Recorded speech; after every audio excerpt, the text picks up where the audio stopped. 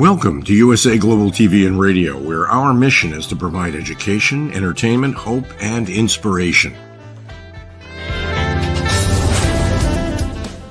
USA Global TV and Radio connects you with experts and audiences all around the world every single day to help you succeed in business and to live a richer life. Visit us at usaglobaltv.com to learn about career and life-changing training and mentoring programs like the Listening Mentor. Subscribe to our newsletter to stay informed about our special programs and offers. Discover how you can become a guest on one of our shows or a host or producer of a USA Global TV and Radio show of your very own. That's USA Global TV and Radio, where the doctor is always in.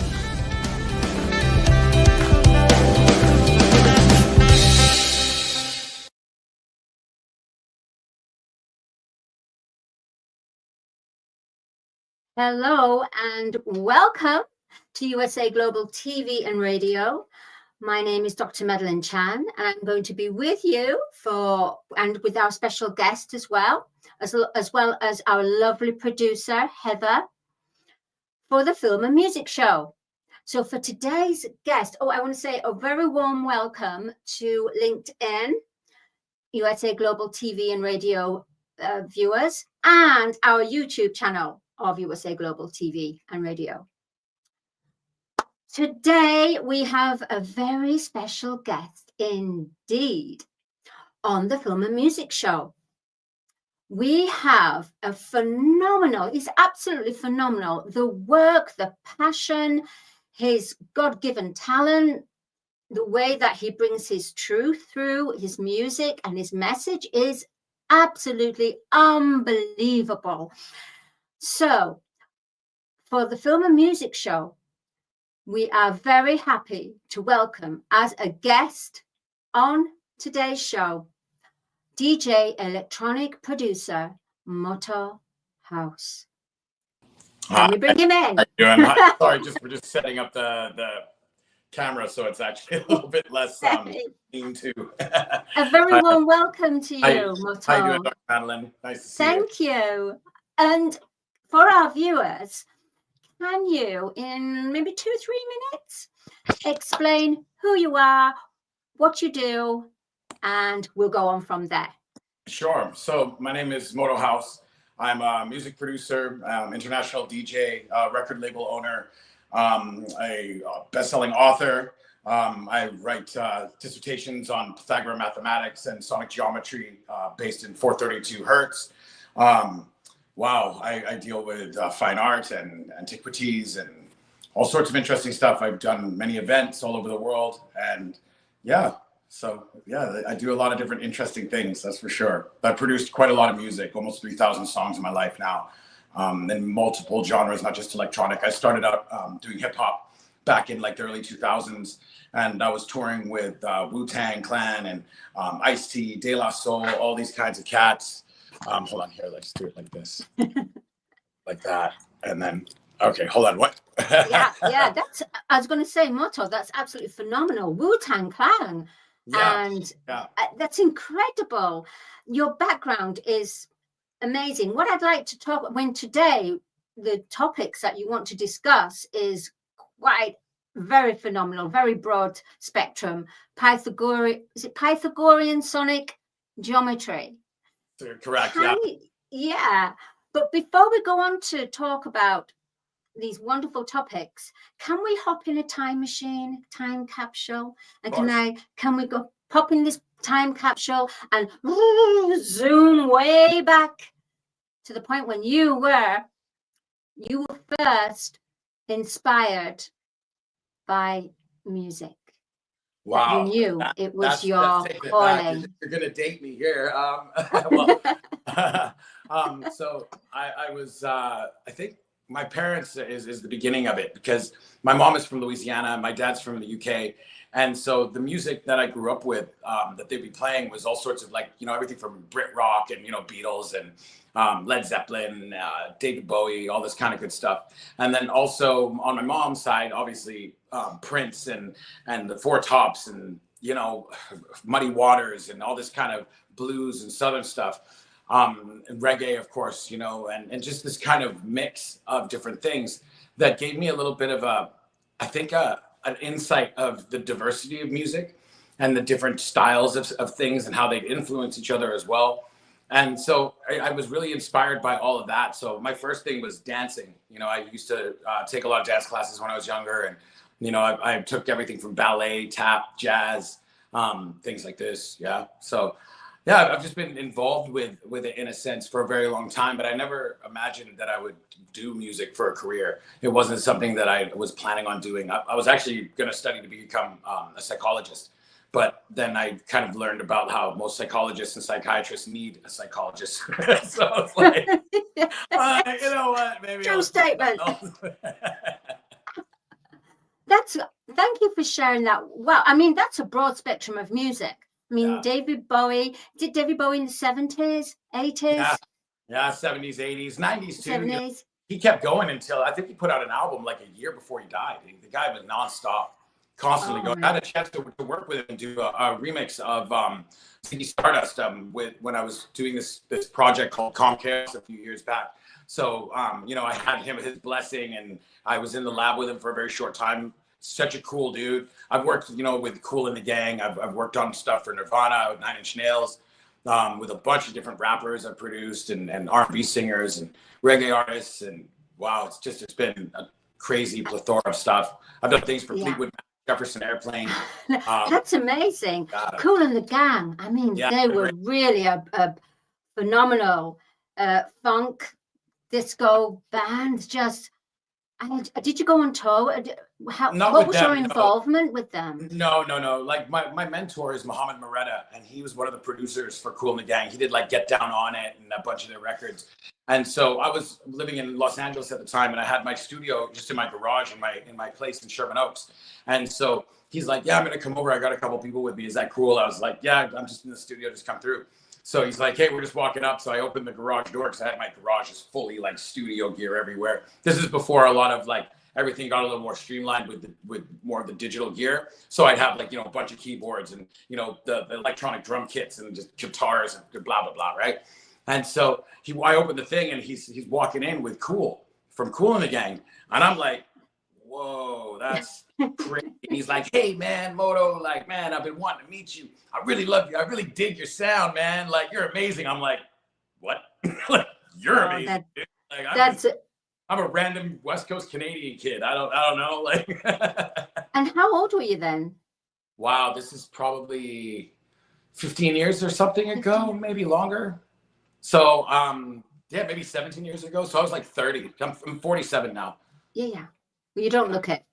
The music's keeping you younger, obviously. It's the frequencies, absolutely. Actually, like Pythagorean mathematics, like sonic geometry is something that recalibrates your cells, and it alleviates the pressure that's put upon your molecular structure by all of this 5G, 4G, all of the really, really bad electronic frequencies that we're bombarded by the internet, by radio stations, by a whole plethora of things, especially with these 5G towers. These things are not for play. They're straight up like military weapons. I don't care what anyone wants to say.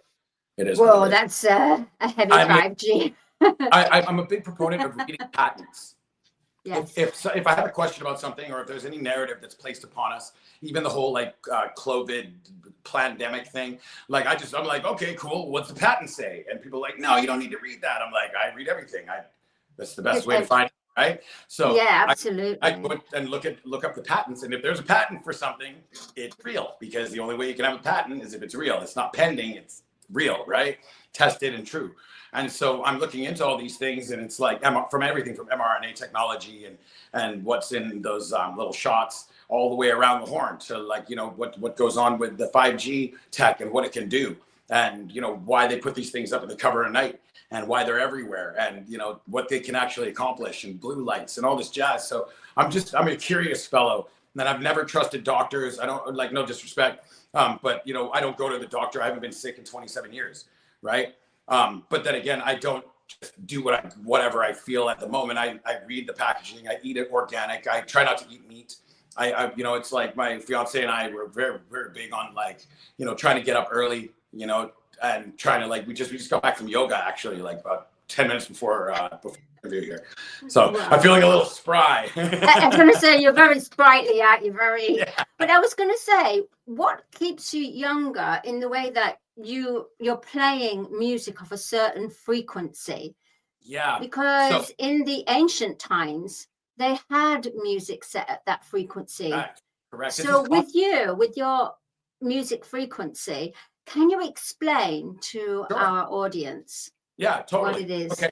So basically, sound, right? Proper tuning, proper organic, natural sound, and the things that are of God's creation, right? Everything that we have in our natural world, right?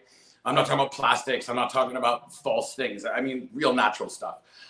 If you look at, like, the frequencies in which these things work in, you can kind of correlate it all back to equilateral geometry. This is what Pythagoras did. He found that the internal structure of an equilateral triangle, of an equilateral square, a circle, pentagon, hexagon, etc., septagon, octagons, all of them, equilateral, right? If you look at the internal sum angle, right? So a triangle is 60 degrees, 60 degrees, 60 degrees, which is 180 degrees.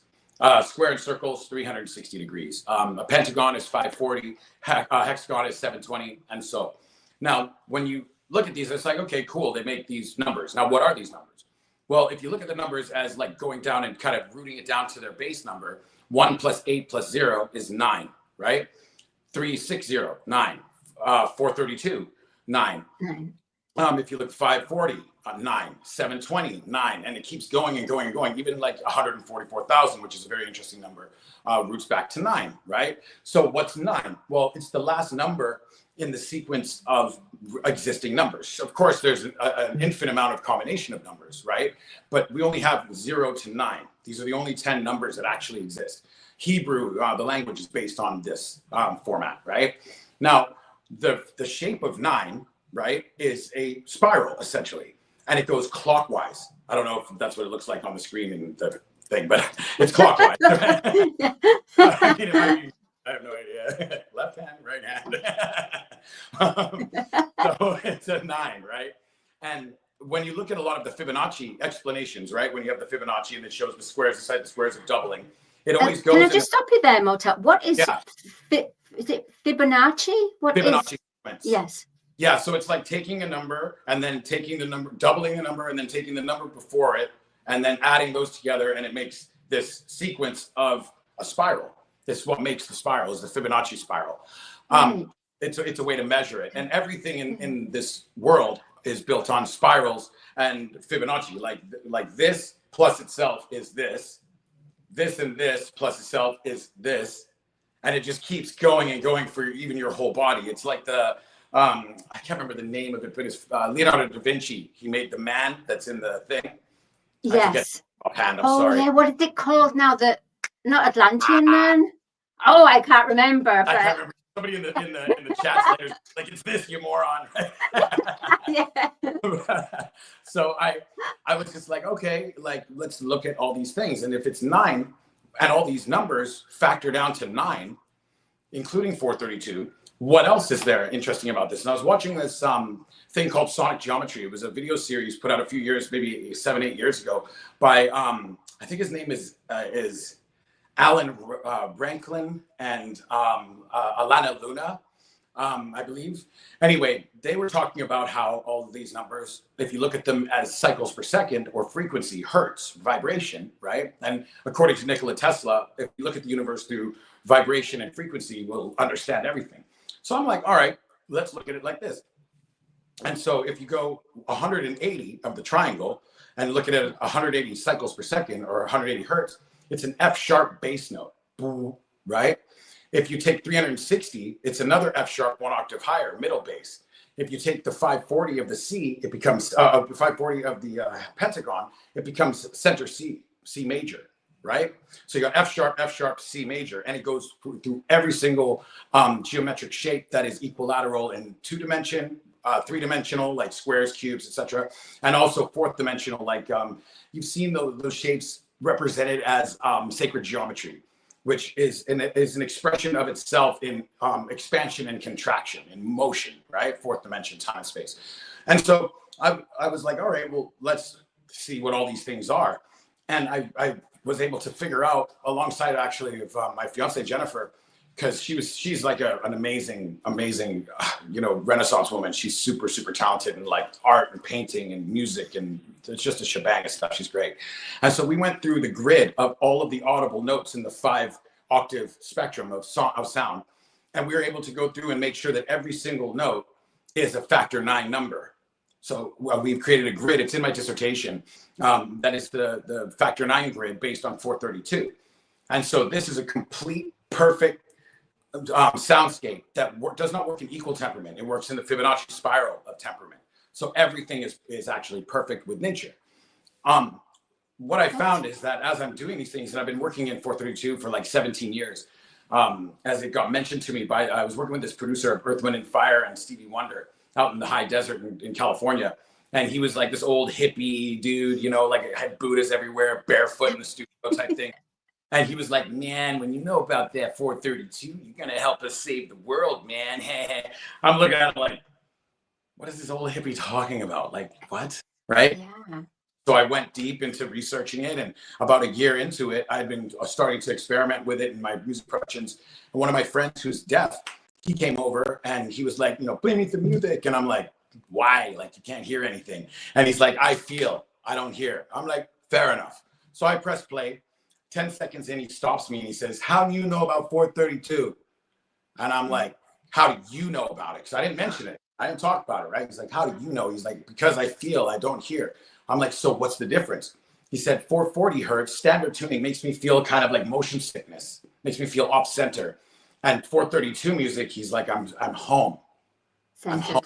And I was like, there's no naysayer, no doctor, no mathematician, no physicist. No one's going to tell me a thing about this at all, because I've got proof of concept with this deaf guy right here. And I didn't say anything. I didn't prep him. I wasn't like, oh, I'm working in this frequency. He just literally felt it. And so I'm like, holy smokes, this is hella real. So I went deep into it. Then once I got very, very proficient at it, I ended up moving to Ibiza in 2013. And I stayed on the island for 3.5 years. I didn't even leave the island, like 3.5 years, just embedded in Ibiza, like stripping away all of the insane things that were taught in America and North America about the world, and just kind of accepting the way. And I baptized myself in the Mediterranean Sea, and it was where I really found God.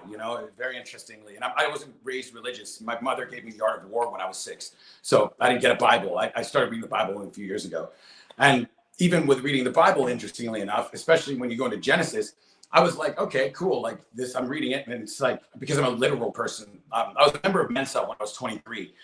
So I have like a rational mind. I like to understand things directly. I don't care about the fluff. And so I'm looking at it and it says, in the beginning, there's nothing. Okay, fair enough. And then God created the heavens. Okay, well, wait a minute. I only ever heard of heaven, singular. So what's this heavens, plural? And it's like, and the earth. I'm like, and everyone's like, yeah, but then the next time, I'm like, heavens, why is it plural? And That's incredible. so I'm looking at all this stuff, and at the same time, I'm learning all these other things like star in a jar, which you should look up. It's amazing what this is. It's like they take a flask of water, a spherical flask of water with this oxygen bubble that's suspended in the middle. They bombard it with a sound from outside. The oxygen bubble expands and collapses upon itself violently and becomes a sustainable point of light that's visible by the human eye, that is self-sustaining. It has rotation. It gives off a torus field, a color, and up to 10 million degrees Fahrenheit. Crazy. That's phenomenal. Right? Motoe, can I just stop you there for a Yeah, moment? for sure. Because it's so much. I mean, this is pure creative genius. This is genius, absolute genius. With the way going back to the frequency, going back to the sounds and the notes with the sacred geometry. Right. Do you believe that we're going to have sound doctors? Yes, I actually, that sound can heal. 100%.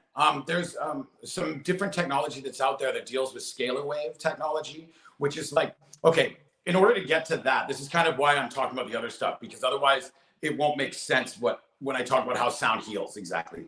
So let me just kind of go back to the thing, and then I'll come right to this so that it makes sense for the listeners and for everyone, right? So check this out. Now, if you take that, go back to the frequencies, the F sharp, 1 octave higher than the C major, right? Take the C major, that 540, to the power of 144,000. You get the frequency for the color of green. Take that to the power of 144,000. You get the electromagnetic energy center frequency for your heart chakra. The fourth dimensional electromagnetic expression of what your heart gives off. Okay. Do that to the power of 144,000, and that gets to the conscious expression of joy, that frequency, which Dr. Joe Dispenza, through like some of my work and what they were doing with the team at MIT, were able to prove the speed of consciousness at 16.2 trillion times the speed of light, which is the color green to the power of 144,000, that to the power of 144,000, consciousness, that is 16.2 trillion times. So Einstein's theory of relativity just got wiped off the map with our relativity set of how things work. Now we go back to that center C, and we go of the power of 144,000. So we're slowing down the frequency, right? And what we get is the aromatic signature for the smell, the aromatic signature of citrus from a lime. What color is a lime? Green. Take that aromatic frequency signature of the power of 144,000, slowing down the wavelength again. And we get the frequency for the viscosity of olive oil. What color are olives? Green. Take that of the power of 144,000 yet again, and we get the frequency for the density of oak wood, right? Which is really interesting because that's 7 grand octaves. Each of those 7 grand octaves have 7 octaves, each of them having 7 notes and 5 semitones, right? Now, if all these things are correlated, how is it that sound can heal? Well, because if you're listening to a tone, like say that proper C major, center C major, that is going to be correlated in relativity through 2 steps of this equation to your heart chakra and your mental conscious expression of joy, right? So for example, if you want to create something, first you have the thought. That thought gives a physical emotional response, which prompts a visual image in your mind's eye, but it's still a visual image, which creates you to prompt to speak this into existence, which is going over breath, which is aromatic, which through osmosis works with liquidity, which forces density into being. This is how everything is done. Now we go back to the book of Genesis, right? So what are the heavens? Well, let's look at it. So what's clouds, right? Because heavens, clouds. Remember, I wasn't religious at all, so I'm just looking at it from just directly. Well, clouds are oxygen and hydrogen. Okay, and then it says the earth after that. So, well, why would it say earth after? If the clouds are around an earth, then you make them first and you put a boulder in the middle, it's going to disperse the clouds. That's just, I don't know, logically. So what if the earth is hollow and you put the clouds inside of it like the star in a jar? If you put the earth around it, you make those clouds and it gets barometric pressure and it causes precipitation, which is water. Now, the next line says God moved his spirit across the water, said, let there be light, and there was light. There you have the star in the jar. As soon as I saw this, I was like, this is awesome. It's phenomenal. I mean, I dropped to my knees and apologized for being so late. Yeah, your incredible insight, Motoe, is just beyond this world, beyond a normal average comprehension. Well, not even average, you're just genius. And do you have a book on this? You said you wrote it for your dissertation. Yeah, I wrote my dissertation. It's about 20 pages of it. And within it, I kind of accidentally, because of the equations and stuff that I put in there, I accidentally proved the existence of God mathematically as it being irrefutable. And I've given this dissertation to a bunch of like different mathematicians and physicists, and usually they're just like foiled and they run off like the villain Scooby-Doo. And I'm like, dude, it's cool. And they're like, ah, you son of a beast thing. And I'm like, I don't know. All these guys are weird. They're like, always ask like what school I went to, and I'm like, I didn't. And they're like, well, why not? And I was like, I had a full ride to Harvard, but I ripped up my scholarship because I just, in grade 12, I asked my teacher when they teach us to do our taxes, and he says, we don't. I said, why? He says, not in the curriculum. And something just struck me, like a light beam hit me in the head, like I'm being lied to. I'm being completely sent down a river of BS, and I will not be part of your insanity. So I walked out, and they're like, you can't do that. And I'm like, no one tells me what I can or can't do. I have free will.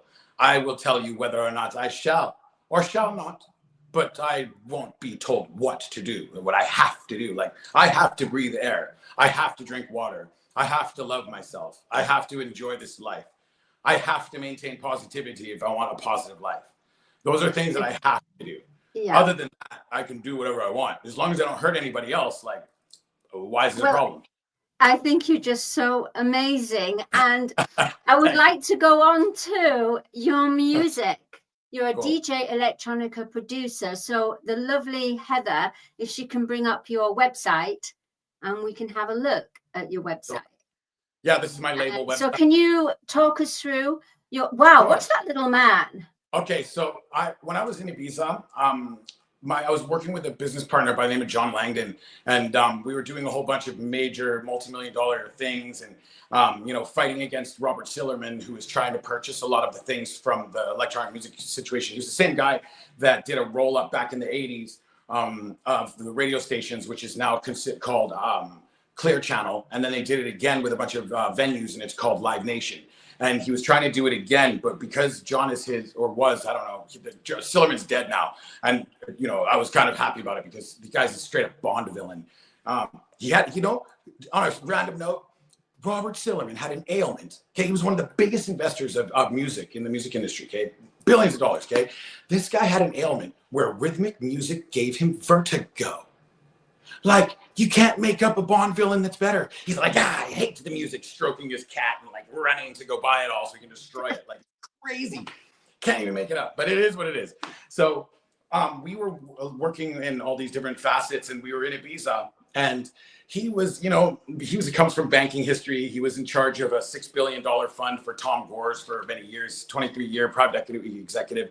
His mom was like the first female vice president of Merrill Lynch, New York. So it's like, you know, he had a very particular life. And when he met me, he wanted to be like, you know, free, because he saw that I'm free, you know, with the way I am, what I do. And so we became business partners, but he went crazy in Ibiza. Ibiza is a mirror. If you stay there for long enough, it'll show you who you are. And she's very kind, but very unkind in a sense, because it's like, there's no bollocks, you know, like there's an old saying in Ibiza. How do you make a small fortune in Ibiza? And the answer is arrive with a larger fortune.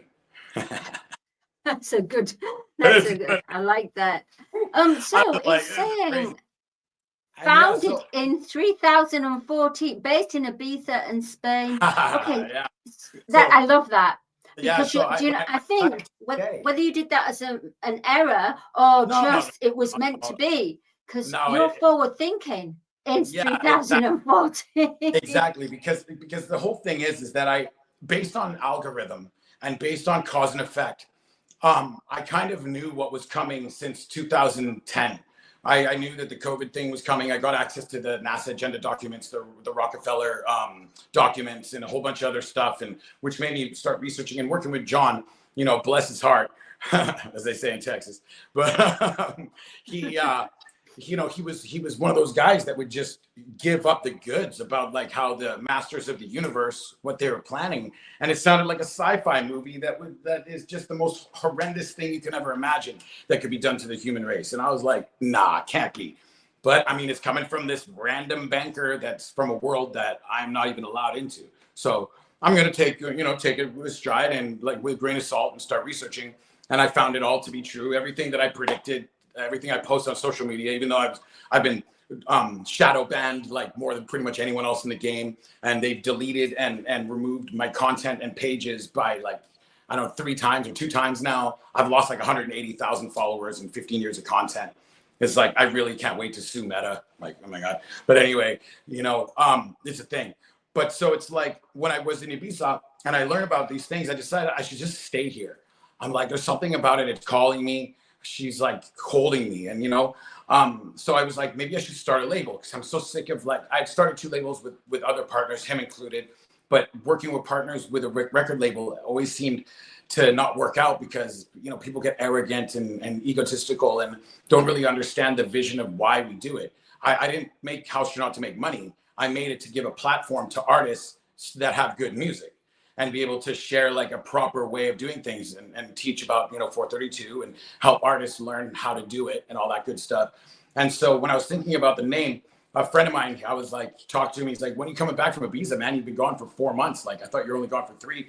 And I'm like, no, I'm going to stay. He's like, what do you mean you're going to stay? I'm like, I'm just going to stay. And he's like, yeah, but what about your house and all your life? I'm like, I don't know. I'll get my brother to put everything in storage. He's like, dude, you're crazy. You're like some kind of Haustronaut. I'm like, nice. I'm going to use that. Right. And so I was looking at how to, you know, designing different logos.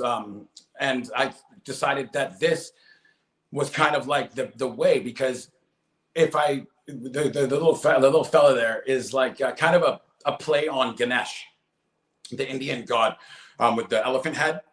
And so Ganesh is the traveler, right? He floats on this lotus flower, right? Which represents a whole bunch of interesting things, including the lotus flower of life, which is perpetual harmonic motion.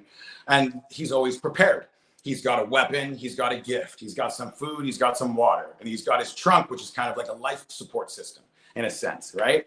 And interestingly enough, also, his helmet, if you look at it from above, it's the same as the Searle effect generator. Dr. Searle, I don't know if you're familiar with him, made the SEG. They're very interesting stuff if you look it up. Searle effect generator. It's like perpetual motion with magnets of opposing and pulling polarities so that it just keeps going and it keeps going. But what's really interesting is when it gets to a certain speed, it creates its own torus field. And this has to do with anti-gravity and motion, where it's like you're not actually moving, you're moving the torus field that your torus field is within, you're moving it around you, kind of like looking at Google Maps, but you're above it rather than in it, you know. Really cool stuff. Wow. So can we have I mean, that's phenomenal. I love it. The logo, I've never known anyone explain in such the whole circumference of a logo. It's incredible what you've and it's done with a CAD machine, and I it's love so it. Fibonacci. And it's also in the proportions of this. And it really represents the ethos of the label, which is that we are fearless travelers through time and space, right? And we don't go with any intention. We don't go with any kind of like, you know, a narrative to impose. It's more like we're here to learn, but we're also here to share. And this is why the face of the suit or of the little dude, there's no face, because it isn't me, it isn't you, it's anyone that puts on this, right? I love it. Yeah, so it's like as the Art of War kind of states, and it doesn't say it in the book, but my ascertaining of it is that understand all aspects so that we may walk accurately. And this is why it's more of a mentality and a way of our steps rather than kind of like check it out, like we're this. Yeah. I honestly, it's beautiful. Can we look at your music? Is there any way we can with the website? Yeah, of course. Do we enter? Do we press the little man? Yeah, I think. Let's see. Where is it on there? I think there should be. Mastering. Yes. Not mastering. Mastering is like mastering service, so people. I see. Oh yes. Oh wait. Of course. No. There's some. Yeah. So there's a bunch of music that's there for you know, from myself and others that are on my label. I have like almost 150 artists on my label now from like 42 countries or something. So doing electronic. Yeah. Dance all types of electronic. Label. all like underground and soul felt and interesting and, you know, all that kind of jazz. I like art. Yes. Whether it sells or not is not the point of art. The point of art is expression and creation, and to do it honestly, unabashedly, and, you know, kind of fearlessly and vulnerably. And if you can do art that way, then you make real art. And do you also, I always think that a lot of artists now, you have the really old celebrity artists, but then you have the new emerging artists, and I call them ascending artists. Yeah. So it sounds like your label is of 5D, the energy. It's, yeah. I'd say and ascending artists on there with their message. I'd say we work in 7 dimensions because density, liquidity, aromatic, sonic, light, electromagnetism, and consciousness, right? So, yeah. Do you think that, Motoe, that music is going to have a higher representation in this world than what it's been throughout, let's say, the whole of 3D?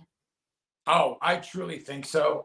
Especially with some of the stuff that's being exposed. Like, you know, I've been offered a lot of major record deals over my career, right? Multi-million-dollar deals by all the major labels. But I can read legalese, and I always read the definitions of any contract first, because, like, yeah. Exactly. You don't want to be selling your soul. And so I don't sign blood oaths. I don't take any oaths whatsoever. You know, except to myself or to God. I won't sell my soul.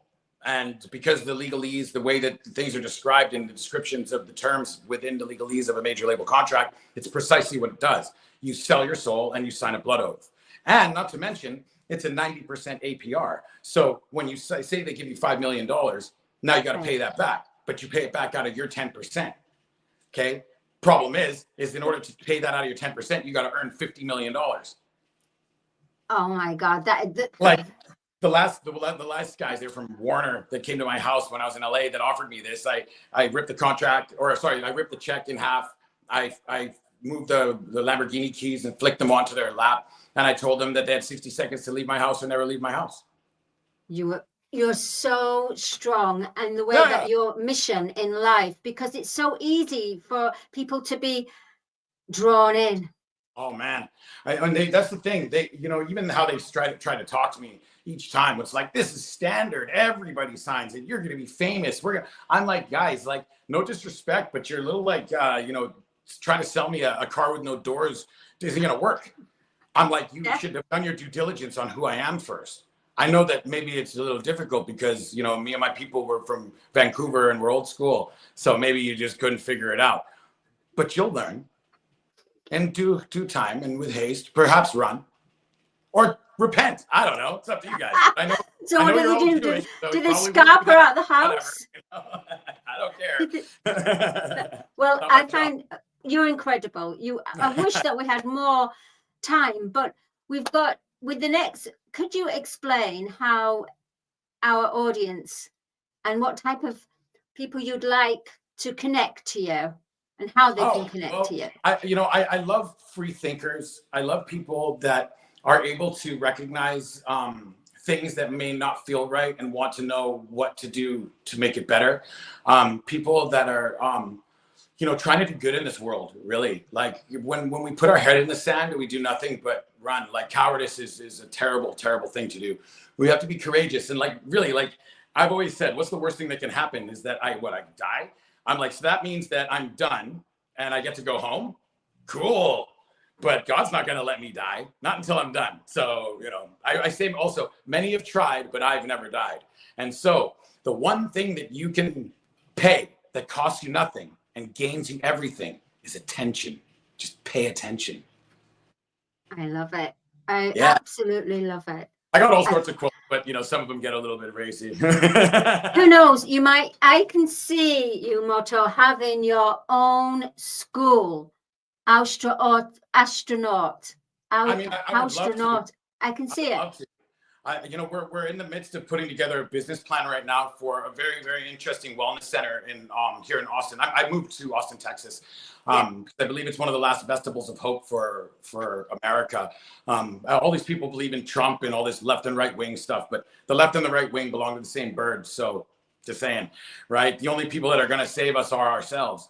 And we're all the same tribe. We're all human, and it's like I'm a mix of a bunch of things. Like I'm black, I'm white, like I'm a Scottish Duke of Clan Fraser. I have Jewish Ashkenazi blood from Luxembourg.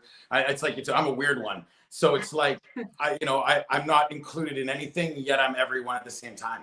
And I think growing up that way, without having a flag or a language or a culture per se, but being kind of like a little bit of these different things, gave me a perspective where it's like either I could just say screw everything, or I could say let's try to fix it and let's try to make it right.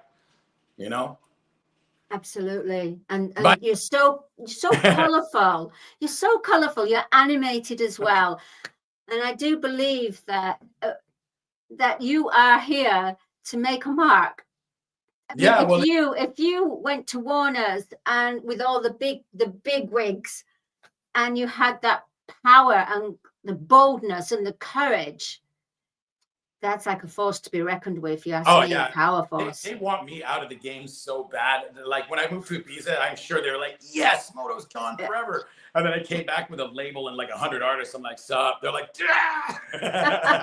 well, and now I put out more dance music than Sony.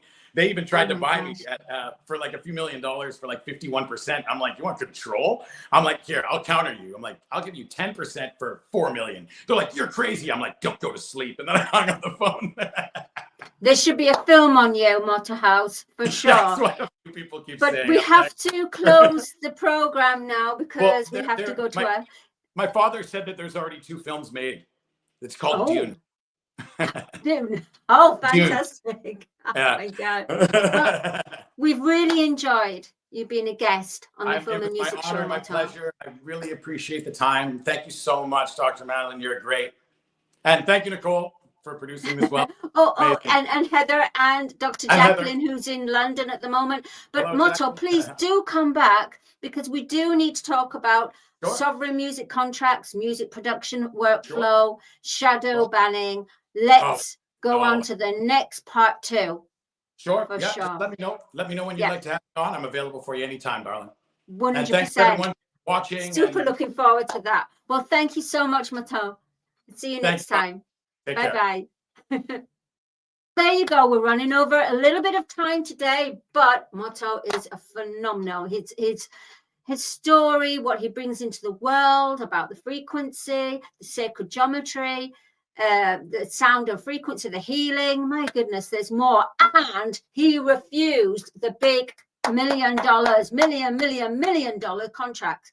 That is hugely respectful in every way and inspirational. Okay, my name is Dr. Madelenechan, and now we leave you with the sponsors. I will see you next Thursday on the Film and Music Show on USA Global TV and Radio. Bye.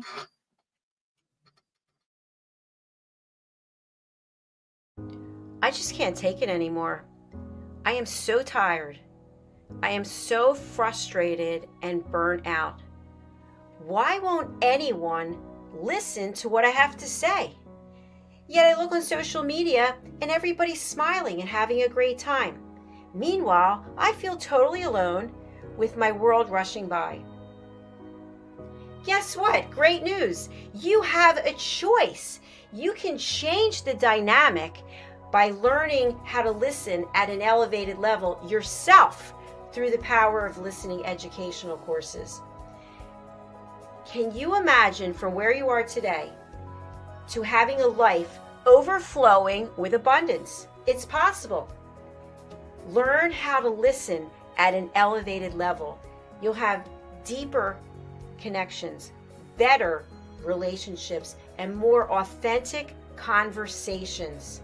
Start today. Go to usaglobaltv.com, education, and learn how to listen.